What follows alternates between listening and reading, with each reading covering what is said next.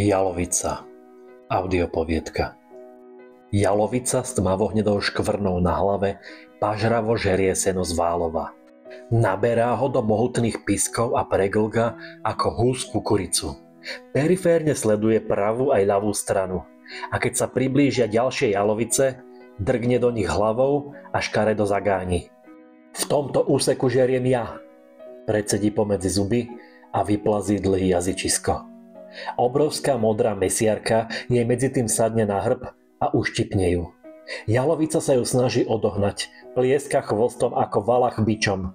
Mucha sa jej však vždy stihne uhnúť. Je rýchlejšia než gepard. Raz jej sedí na chrbte, v zápätí jej div nevletí do papule, až skončí na kráľovskom lajne. Tam je jej najlepšie.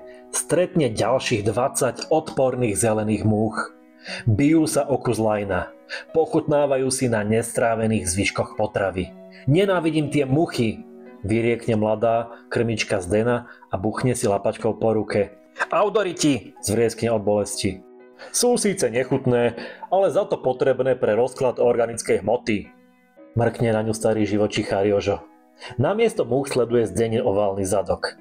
Keby mal o 20 menej, hneď by ju po ňom pleskol a možno aj... Čo slintáš? Nehanbíš sa, starý cap? Skríkne staršia krmička Jara a rozrehoce sa.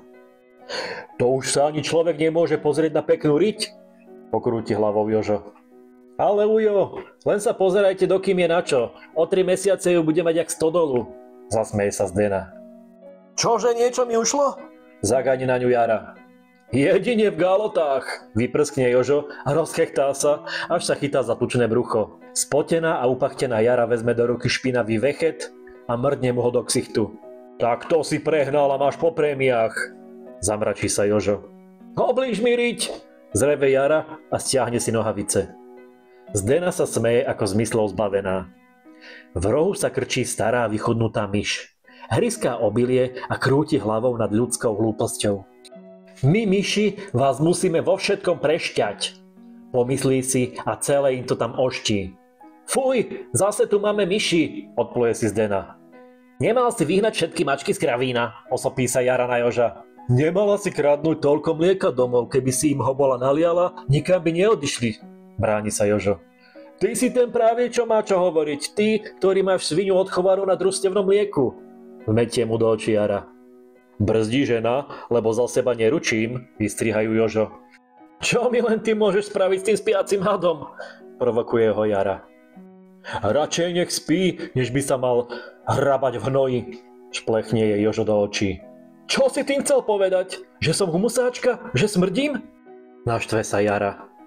Jak si nevšimla, robíš v kravíne, nie v parfumérii. Takže aj ja smrdím? Zdesí sa Zdena a začne sa celá ovoniavať. Vyzerá ako nadržaný pes. Čuchne si ruky, tričko a podpazuchy. Cíti kyslý zápach potu, ale tvári sa, že nič. Odbehne do šatne a nastrieka na seba liter kolínskej. Dostala ju od Fera k narodeninám. Vraj je to pravá francúzska z Paríža. V kombinácii s kyslým potom a kráľovským smradom páchne ako zmoknutý pes. Na ruku jej sadne veľká tučná mesiarka. Smrdím ako hovno? Zvolá Zdena znechutene a pozrie na Joža. Ten iba mykne plecami. Je mu to šuma fuk, už mu tie dve lezú na nervy. Nestačí, že musí celé dni počúvať svoju starú, ešte aj tieto. Má dosť svojich starostí. Stará ho núti vymaľovať dom a jemu v hlave hučí len rybačka a dobre vychladená 12. Zvykaj si, Chanel 5 z teba páchnuť nebude, keď robíš v kravíne. Zasadí jej poslednú ranu Jara. Ja tu viac nebudem, naserie sa Zdena a hodí sa do kresla. Pod zadkom sa jej čosi pohne. Dori ti myš! Skríkne Zdena a v momente vyskočí na rovné nohy. Jožo sa od smiechu chytá za brucho, neudrží to a hlasno si prdne. Fuj, ty hovedo smradľavé! Odpluje si Jara a urobí 2 kroky vzad. Teší ma, živočichár Jožo! Postaví sa a natrčí smerom k nej ruku. Ja to viac nebudem! Skríkne Zdena a hodí o zem osraté rukavice. Zdena, neblázni, vráť sa! Mne to len ušlo! Ospravedlňuje sa Jožo. Tak ti treba, ty chumaj! Lepšiu krmičku v okolí nezoženieš! Dobiedza do neho Jara. Jožo to dobre vie, ale odmieta to priznať. Aj tak by za chvíľu ušla, keď je kotná. Ty si vážne chuj, Jožo, pokrúti hlavou Jara a vyberie si cigu. Už si ako moja stará, kedysi som ti bol dobrý, však? Pozrie jej spýtavo do očí. Kedysi, a čo z toho, keď si sa nerozviedol? Vráti mu Jara protiúder. Dlhé roky spolu v kravine paktovali, všetci to o nich vedeli, len oni dvaja si mysleli, akí sú nenápadní. Nevadili im ani muchy, slama, ani kravince, živočišný pud bol silnejší než všetky smrady sveta. Keď im na to Jožova stará prišla, spravila na družstve také rošambo, že ich museli rozdeliť. Jaru načas preradili na rastlinnú výrobu. Až keď jej nikto nechcel robiť v kravíne, vrátili ju naspäť. Keď Jara zistila, že je v tom, povedala to Jožovi. A ten ju svojim laxným chovaním v podstate prinútil ísť na potrat. Bývala v podnájme a sama si mať decko nemohla dovoliť. Napokon ostala bezdetnou jalovicou. Nemal gule na to, aby sa rozviedol. Asi to tak malo byť. Život občas obráti zlé na dobré a občas aj nie.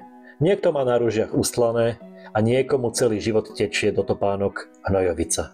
Hej, vy sa tu zašívate? A kravy sú smedné, skríkne nahnevaný predseda a razom sú všetci v pozore.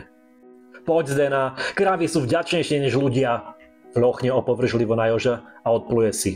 Ten sa tvári, že sa ho to netýka, ale v jeho vnútri to vrie. Urazená Zdena zdvihne špinavé rukavice zo zeme a odkráča spolu s Jarou naplniť vedrá s vodou. S tou výpovedou si to ešte rozmyslí. Smedná jalovica s tmavohnedou škvrnou na hlave sa oháňa chvostom a mlaská suchými pískami. Obrovská modrá mesiarka sa hostí na lajne. A svet sa neohrozene točí ďalej. Ďakujem za pozornosť. Ak sa vám táto audionahrávka páčila, podporte ma svojim lajkom a sledovaním. Majte sa pekne. Do počutia.